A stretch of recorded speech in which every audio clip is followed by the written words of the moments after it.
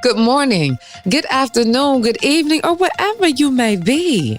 You are tuned in to the Vitamin D podcast, and I am, of course, your host, Dawn Dai, here to guide you on a journey to knowing yourself, to living your best life, to living life on purpose and for a purpose. Now, today I've been thinking about what it means to be in the world. Like, what do we bring when we walk, exist, live amongst others? Do we bring joy? Do we bring peace? Do we bring kindness? Do we bring mercy? Or do we bring doubt? Do we bring confusion? Do we bring negativity? Or perhaps maybe we bring something in between those two spectrums. I don't know, but it is something that we must ask ourselves. See, I ask these questions to help clarify even for myself what I bring into the world each and every day. Now, some of you may know that I have life tattooed in my mouth, and it serves as a reminder of the very essence of my being, and that is that my name is Dawn Dai, and I speak life. That's what I do. But also every day I know that I have to make a choice in how I choose to show up in the world. I have to choose to be positive. I have to choose to be optimistic. I have to choose to be kind. I have to choose to show mercy. I have to choose to live my best life on purpose and for a purpose. And I don't say it like it's going to be easy, but when it comes down to it, we have to realize that we have the power to create the lives that we want. We have the power to create the environment that we choose to exist in. We have the power to show up, to exist, to be, to flourish, to ignite, to edify in our best self. But we can only do that when we choose to show up to live our best life. Okay, I know that was a lot, but I say all this to say, because I'm so excited about who's coming on this episode right now. And I'm talking none other than Grammy award-winning recording artist, singer, songwriter, multi-instrumentalist, author, actor, dad, and I would even venture to say poet, Anthony Hamilton, ladies and gentlemen. Now listen, this was a very nostalgic moment as we were going through the process of booking Anthony, because it just took me back to my days at Howard University, and Anthony was like that soundtrack. The point of it all, Charlene, Sister Big Bones, oh my gosh. So you can imagine this moment, but I also say all this because so I sat down to talk with Anthony about his latest single, Mercy, what it means to be a man, how to paint a picture with music, and of course, what it means to have and to show mercy in our lives. So without further ado, it's time for your dose of vitamin D. Get your vitamin D right here with me and get excited about your life. Hello, Black King. How are you, Queen? I'm Black doing Queen. well. I'm doing well that I'm speaking to you. I appreciate that. I like the love. I like how it started off. Well, it's nothing but a reciprocal thing because you were kind of the soundtrack to my year in college, okay? Oh, wow. At Howard University. Yeah. So this is a turn back, and you know, I'm so excited to dive in. To talk about Thank this you. track, Mercy, that you're releasing, to give a glimpse over your catalog, but more importantly, Mr. Hamilton, we're going to dive into the inspiration behind this music, because I think it's the soundtrack that I think carries your voice. You hear me? I appreciate it. And I have to definitely thank Paige for linking us up, and I'm so excited. So you doing all right? I am. I'm good. I'm in Atlanta in the studio with Jermaine Dupri, and Eric Bellinger came through today. Oh? Yeah, so we in here going ham. I saw your IG. Yeah. I saw your IG, and I was sitting there. You didn't tell me what. You didn't tell me you want what. Tell me, Anthony. What you talking about? Oh no, I don't know. What you talking about? Well, let's talk about some things that we can talk about. And you know, Okay. I was sitting here, I was talking to a friend and listening to your music. It reminds me of a dark liquor, a drink, like maybe a cognac or a whiskey. Now you talk about something. Now you're talking about it now. What's your drink? What's your drink? My drink, I like a little bourbon. Bourbon makes you do things that other drinks don't. Oh, Lord. Yeah, I like a good bourbon, a good whiskey, whether it be American whiskey or you know, something from afar. It's just a good drink. It's a man's drink. A good old whiskey bourbon or something. You know what I'm talking about? A bourbon. Oh, you saw how deep it. Bourbon. And that's what I feel like. Even when we talk about the drink, that's what I feel like your music does. It's like that smoky, feel good, safe, sweet, I'm with my people kind of thing. Yeah, and that's what it should feel like. Mm-hmm. Yeah, that's what it should feel like. You know, I think. You know, when you can resonate with things that remind you of yourself, that dark brown, that gravy, that come on, piece of golden cornbread. Come on, you know, that silky cabbage. You know, all that stuff just kind of sound like music, don't it? You making me hungry. You know, that was another thing I gotta thank you. I had to come in here and edify you because it was because of Sister Big Bombs. You told me I was beautiful. Of course, you're still beautiful. Thank you. And enjoying my curves. And I think that's what I love about this. And I don't know if you had a glimpse to know, but vitamin D is about that.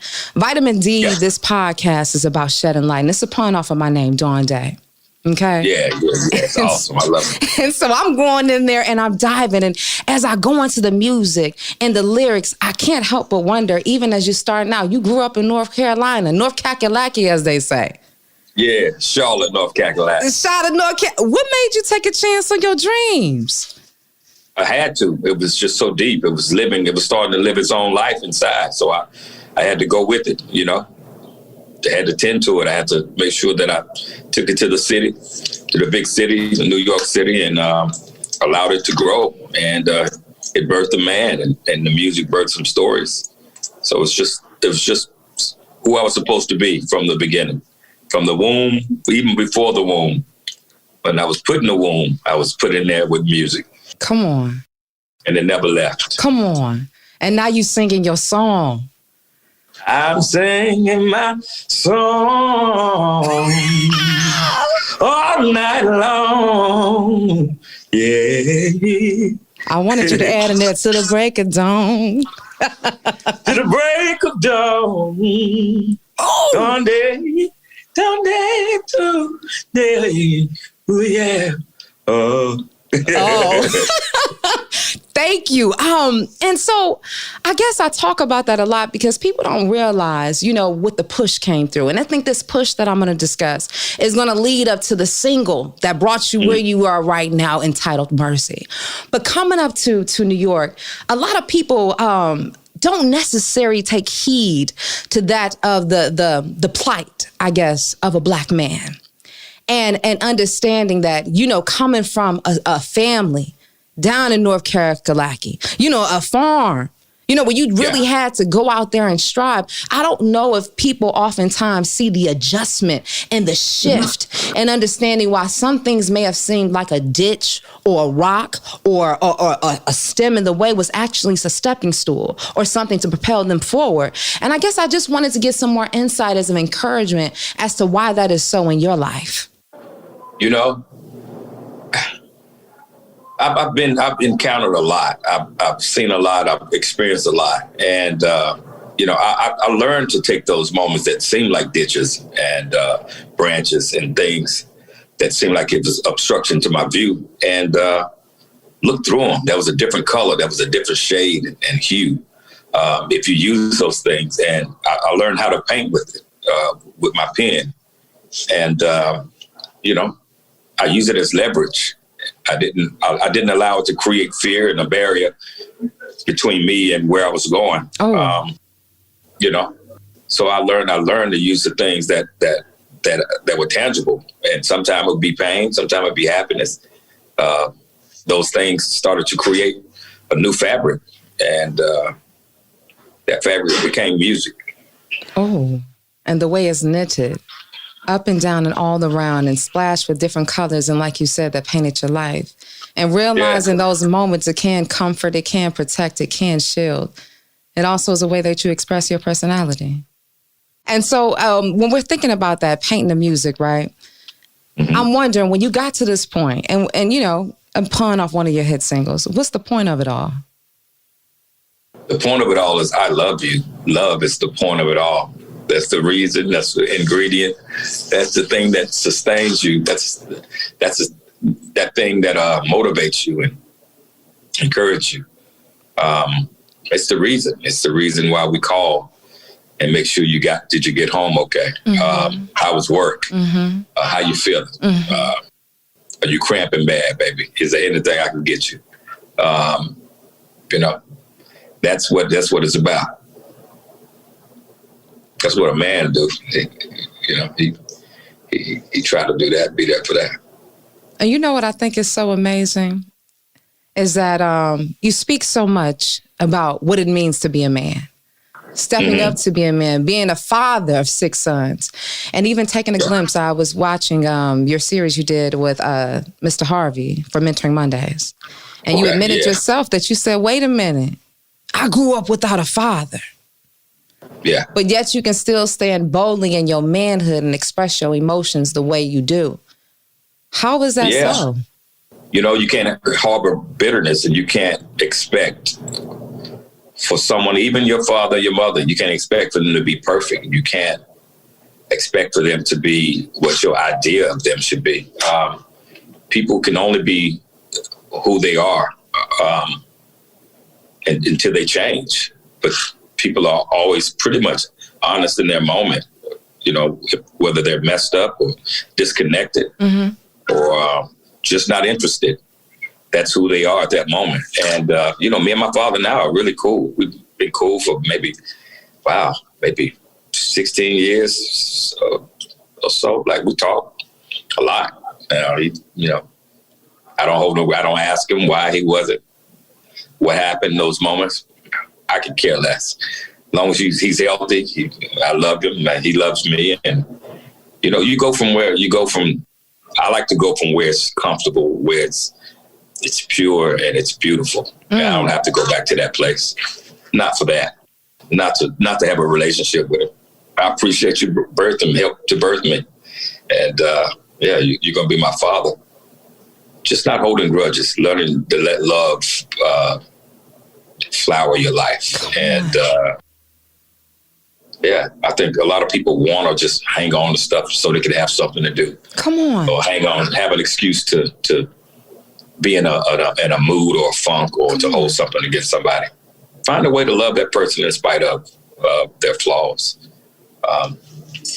You know, and sometimes it's not easy because each situation is different. Everybody has a different story. Things happen to people. People are hurt. People are physically harmed, and you know, so they have a different attitude, and there's a different depth of pain that sometimes we don't understand.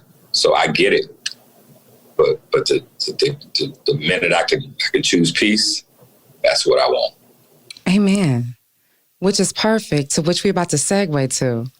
Because even what you said, despite that your father not being there, it sounds like you granted him a bit of mercy, right? A little mercy. Just a little bit? Whole lot. And I love that, because it's one thing to talk about something, but it's another thing to walk, to live, to truly reside in it. Yeah. And to know when we understand about a backbone of what a father is, and to say, I'm not looking at what yesterday, because it is the accepting it now, because now is what we have the gift in which we are to present it to one another. Mm-hmm. You've allowed yourself to free up to receive. Exactly. So let's talk about this track, Mercy. You mentioned with your father that it was about an understanding of who he is right now and valuing now, but yet understanding perhaps what he's gone through. Talk to me about this track, Mercy, you have. Mercy, it's a man who stands vulnerable and open, not weak by no means, but this vulnerable man who's not afraid to expose that place where he cries, where he he yearns, and he, and he has fears and certain things. Allowing people to see that place. I think sometimes people look at a man as this cement shell, but we have feelings. Yes. We worry about things like providing for our family, protecting our kids, being a husband, being a wife, and a father. These are the things that we have on our mind a lot. So sometimes we need a little mercy. Sometimes we need a little forgiveness. Sometimes we need a little love, a little more love. So it speaks from that perspective, and just say, until you walk through my shoes, you can never ever sing my blues. Oh, never sing my blues. Until you felt the pain of a broken man. Then and only then can you understand. Anthony, you know what you sound like you saying? You asking for somebody to see you. Have a little mercy. Have a little mercy. It's a beautiful record, and it features Tamika Mallory, who's been an amazing, just amazing soldier out here fighting for justice and being a voice for so many people, and standing up for men and women of color. And I felt her spirit was in the place where she could speak to me and encourage me, and that's what she does in the beginning of this song, and then it goes into such a beautiful testimony of a man. She says, "I'm not your enemy. I'm your energy." What? You know, I was in this house and I started screaming, right? Because I said, what? And it goes back to me even falling in love with your music for all of these years, because it's just about edifying. And we talk about edifying. It's just being a reflection of the light. Yeah. And you said, we just need a little love. And I'm thinking to myself, well, in listening to this track of talking about all the things that have been carried, and it's saying, hey, no one's not saying that, oh, I shouldn't be carrying it. It's just saying, see me as I carry it. Exactly. And if I stumble and if I'm late to where you think I should be, or to your time that you had me appointed to, just know that I was carrying something, and I may have stumbled along the way, but don't count me out. And, understand that, being a man is sometimes he has to deviate, and he has to, to pick himself up when people don't think that he should fall. Because, like I said, people picture a man, the true meaning of a man is someone who's always strong, who's always resilient, and who doesn't cry. But real men cry. Real men, yeah. I'll cry on stage. I don't hold it back. My fans know it. If I feel it, if it hits me, I do it right there. It's so interesting. And it's powerful. It's powerful. Yeah, it's powerful. It's beautiful. It's, I guess, essentially, it's kind of like being a light anyhow, of just saying essentially a light isn't bothered about being blocked. It doesn't matter who sees it shine. Mm-hmm. The only purpose is to be seen. And like you said, it's so easy to carry, to cover, and to block. But to sit there and to expose and to stand there, that's another story. That's another dimension. And I'm just wondering, how is it that, one, if you don't have a representation of a Black man, how does one carry being strong and vulnerable at the same time? I think being honest in those moments, those true moments, and being okay and being secure in those moments will help you develop, the true meaning of being a man. You start to feel like, okay, I'm vulnerable. I feel this. I'm okay, and I'm surviving through it. So that strength in surviving and making it through. And you know, and you start to develop these characters and characteristics and textures to who you are. And you see yourself growing in certain ways. And when you identify your growth, that takes you to another level of becoming a man. And then you start to be responsible and start to take care of that growth. And then as you grow more and you be more responsible, there you are. You starting to create your own image of a man that's true to you. And then sometimes you see Uncle June or Granddad, Big Daddy Rob. And like, you know what? I think I'm starting to look like him and act like him. I must be a man now. You know? It's always nice when you can see that reflection and to know that you've grown more. But it's so interesting, and I think sometimes people kind of disregard it, to walk in your authority and to have dominion over your life. Mm-hmm. Because it's a promise that's guaranteed, but it's something that I've heard you say countless times in interviews about knowing who you are, going further and where you're going. Just like you said multiple times here, I'm not looking back. So I can't keep counting what happened yesterday, the day before that, and why that propelled or somehow hindered me from going where I am going right now. But it's interesting that what I see when I see a Black man oftentimes is that there's no room to be. When I, as a woman who I've never been in any type of trouble with the law, having gotten held back, when I can stand out on the street and I hear the police and I'm getting nervous because I'm standing next to Black men, that's only one plight that one has to carry. And here I am, because I got to be strong to look after your back. Who do I lean on? And I think just looking at society of today, that's what I see. A misunderstanding. Yeah. Yeah. Being misunderstood. The Black man has been misunderstood so many times.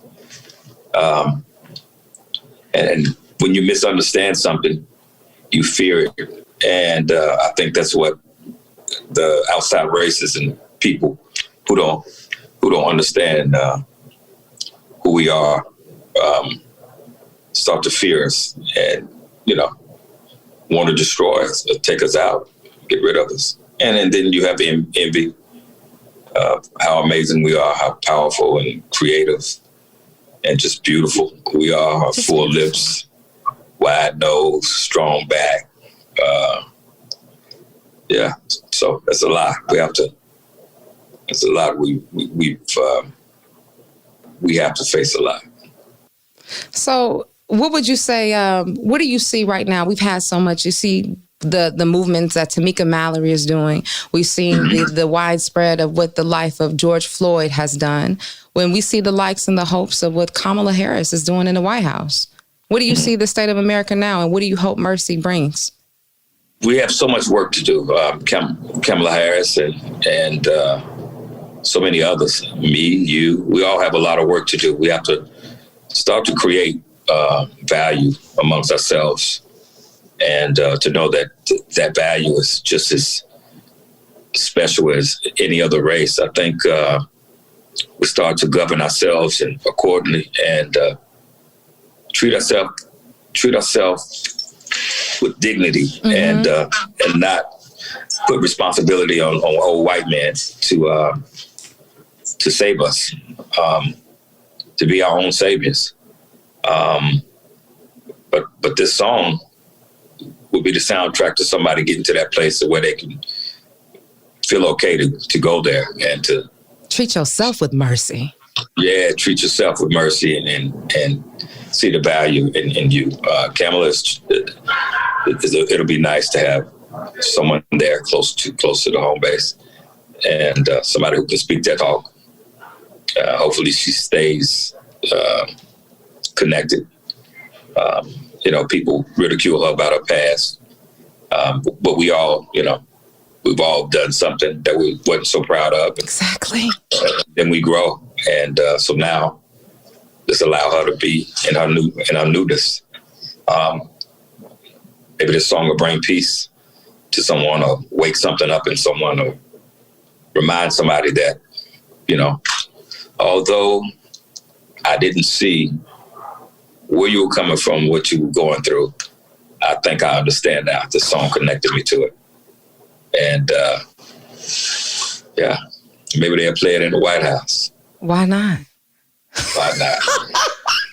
And that's when I look at you and I look at your career. I look at your messaging, and it's a career that I say, why not? Because when you talk about just being authentically you, speaking to edify, speaking to uplift, speaking in the sense of a Black man, speaking as a Black man without a father, you know, just more so of being a Black man who understands, and in many cases overstands to know where we're going. Yeah.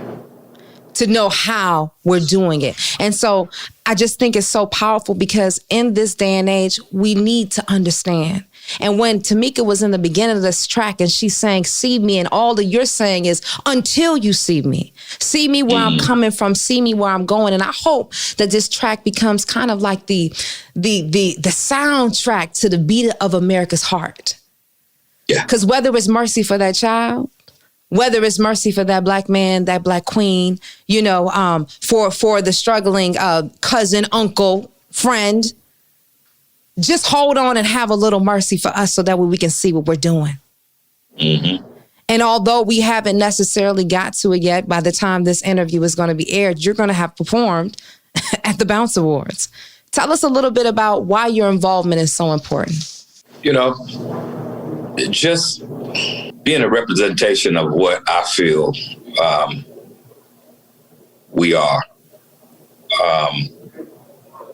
through my music, through the way I walk and father and carry myself. It's always important to plant a seed for someone's child. Come on. You know, to be that father figure, to be that man, that voice, that writer, that author. It's so important to have a stage like that to share it on. It's special, you know.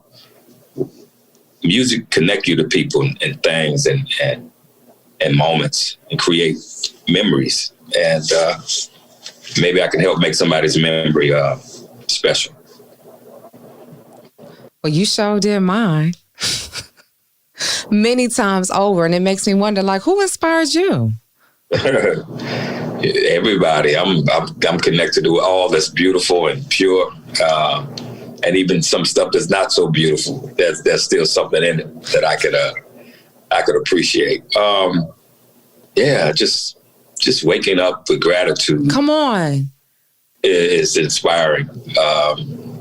My kids, they love on me. My friends, they see me and appreciate me. But who kept you through those low moments? My Lord, and my prayers. Come on. You know, my Savior does. And I have solid friends and people that I can go to who really understand, like, okay, even though he's just a so-called entertainer, he's still a man and he still needs a safe place to be and land. And, you know, they allow me to do that. And I go in there and lay down. But, you know, we hear it that when we talk about comfort and we talk about being self, you know, I listen to the Clark sisters a lot. And they have this song, like, no matter the winds may come your way, but I'm just resting in my Father's hands. It's that same testament of your saying of sometimes you just got to let go. Black man, you ain't got to hold everything. I see you. Yeah. And for men to really hear that and believe it, it'll take a lot of pressure, blood pressure and everything else to go down. You know, because we feel like we have to hold it all and do it all. Why? And women need to not put that pressure on a man. I think when we all hold up our end of the bargain and take care of what we're supposed to take care of, it balances the weight on the other. Now, what you mean the woman puts the pressure? Is there an expectation? Yeah, it's okay to have expectations. That's good. As long as they're balanced. And as long as you're not expecting something from from your spouse or partner that you're supposed to do as well. I think a lot of times unbalanced expectations are unhealthy, and we put our stuff on other people, men and women, and one example is, I'm not supposed to be your happiness. Oh, I'm supposed to add to your happiness. Come on. You need to have your own happy, and you need to have your own joy, and don't expect for me to be that, because I'll never be consistent with what you feel it should be and how it should be delivered.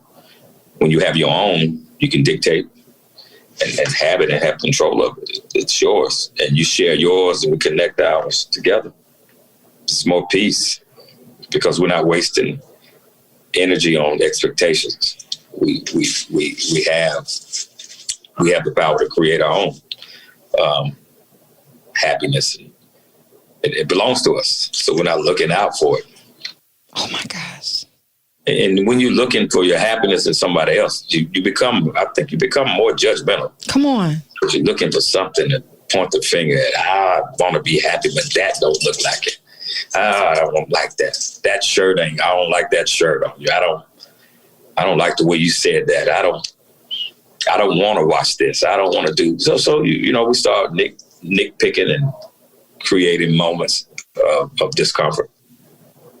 But when you have you have your own joy, all you want to do is be around that person and just enjoy them. Come on. Yeah. Wait a minute. Oh, wait, did you hear what you just said? Hold on, Anthony. Wait a minute. You talked about the joy, right? Because that's the everlasting state. Happy is forever fleeting joy.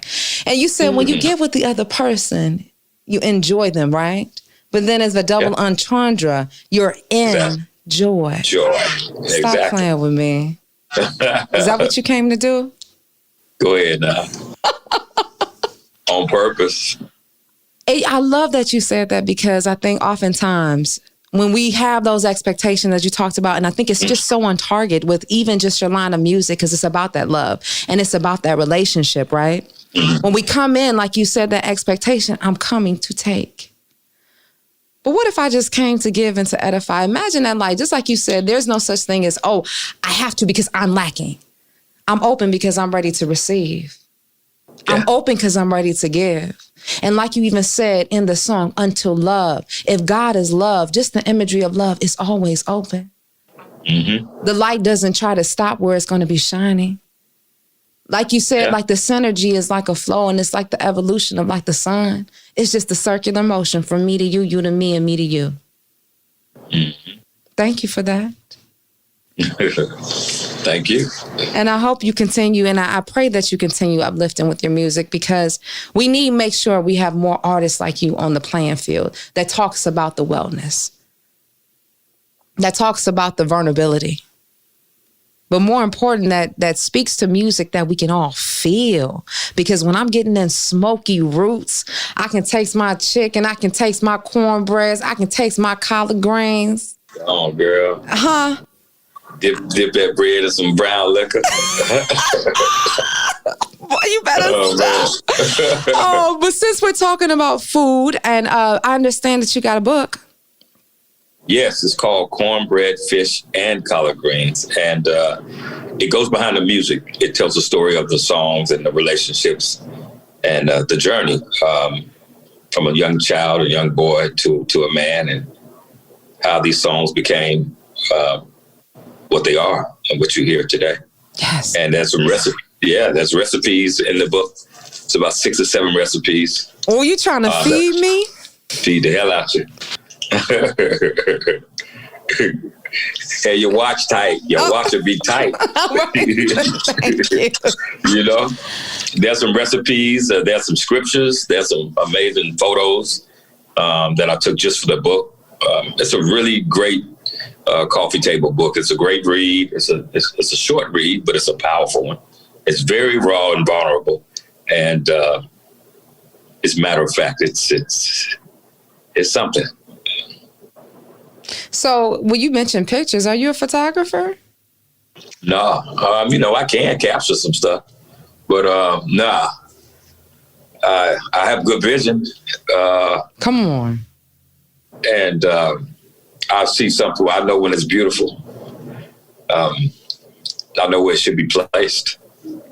And yeah, but nah, I ain't a photographer yet. Becoming and entering. I'm still growing. Yeah, I'm still growing. And you mentioned scripture. I love scriptures. I love quotes. What is a scripture, like my scripture that I love? I have a couple, but, two. Jeremiah 29:11, for I know the plans I have for you. Plans to prosper you, not to harm you. Plans to give you a hope in the future. And then I have, because I actually have life tatted in my mouth, I love Habakkuk 2:2. Death and life are in the power of the tongue. You want to say, I'm loving this moment. I do this each time. Okay. Oh, wow. Wow. So, but it's to do everything that your music does is to speak life. Yeah. So, what's the scripture that speaks life into you? I like doing to others. I think it keeps everything in its, proper place. And that can embody so much. I love you. So then in return, I have a better chance of you loving me. I'll feed you. So in return, you'll feed me or you'll feed someone else. I think when we have that power and we have access to create an outcome and we acknowledge it, I think it's something that's so powerful. People don't really hear or, really know how important that is. What you mean? Like the power to create the life that you want? What do you mean? Create the life that you want, the reaction that you want, anything. I think when you put good into something, it comes back. And that's what I like. I like to plant those seeds, watch them grow, and just keep giving and giving and giving love and giving love and giving love. I think that, that keeps me humble. Yeah, it keeps me humble. It makes me feel beautiful to be able to treat someone special, to treat someone how I treat myself, how I love me, how I love you the same way. And when you talk about that, I talk about something called your life bank account. And it's that understanding how you are your greatest asset. And when you talk about treating, we have to define that there are deposits versus liabilities. I'm making a deposit, I'm making a withdrawal. And I love what you said, because you said this earlier on. You said, hey, my music depicts that of the joy, the light, but also that of the dark. But in everything you said, in the acceptance of now walking in who you are now, because you're able to love who you are, you see the battle, or not the battle, but the balance of the yin and the yang. I love that. You have to have it. With balance comes peace. And there's a lot of healing that can go on in this peace. But it's scary, Anthony. People say that all the time. Here's the thing that people, I don't think, realize. People say, oh, take a moment to heal. But just as though if you were to fall right now and you were to scratch your leg, right?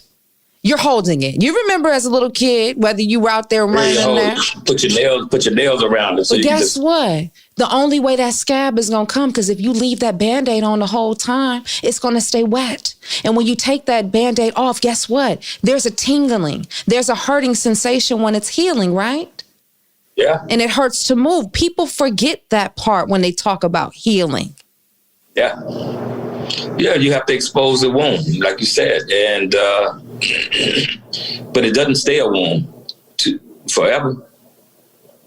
It does if you keep it covered. Whew. Wait, and what you say, Mercy, you said, can you see me? Because you were uncovering. I had to bring that back. Look at you. Come on now.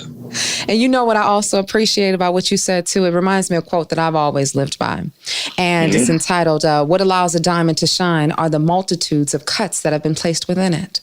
Because just like you said, whatever wound, like you said, if there was that ditch, that was that stick, that was that muddy road, that was that little pothole in the road, you realize that's nothing but a slash. Is it depression? Is it lack of my father? Is it obesity? Is it working too hard? But when you decide to uncover, hello, somebody, and that diamond, because of all that pressures that came, decides to step into the light, you better shine. Better. And Mr. Hamilton, you shining out here. I appreciate it. I hope to keep it polished. And you are. And I want to thank you so much for shedding some of your light, not only about who you are as a man, but a man who is open in vulnerability and taking accountability for so many Black men out there. I'm here to serve, and I hope it makes it better for so many people. So thank you for allowing me to have it. Thank you for the platform, and let's do it again. Let's do it. And you know what? You spoke that, but it may be sooner than later that we will actually be connecting again. I'm going to speak that right now. We're working on a few things, so it should be amazing. So thank you so much. And I appreciate you. Have mercy on me. I sure will, Miss Day. Thank you. You got it. Yeah, Miss Day. Dawn Dai. Dawn Dai all day, every day. Thank you. Thank you, beautiful. I appreciate it. That was good, right?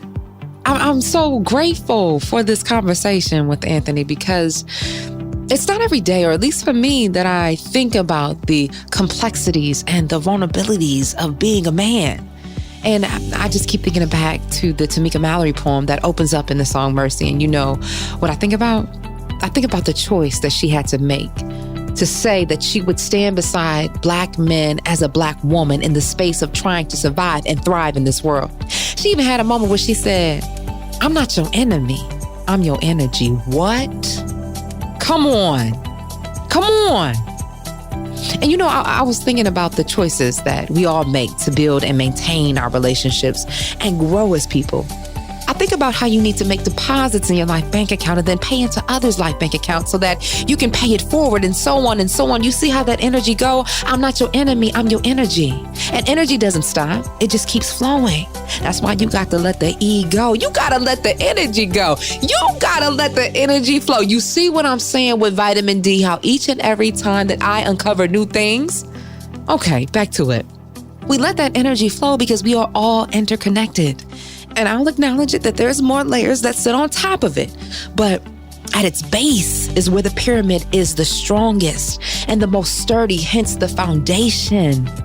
You understand? The foundation. And it's creating habits of choosing to show love to ourselves and others that brings out the best in us and you and we and all together. So if that felt good and you can even use some more mercy in your life, make sure you keep up with Anthony Hamilton and what he has going on. And you can do so by following him on social media at Hamilton Anthony on Twitter and Anthony Hamilton Official on Instagram. You can catch his latest single, Mercy, on your favorite music streaming service. As always, you can catch us here in your phone or whichever smart device you fancy each and every Monday with more inspiring conversations and insights. And guess what? If you are looking to get even more vitamin D in your life, I want you to follow me at Dawn Dai Speaks on Instagram and Twitter. And until next time, always remember, you are your greatest asset.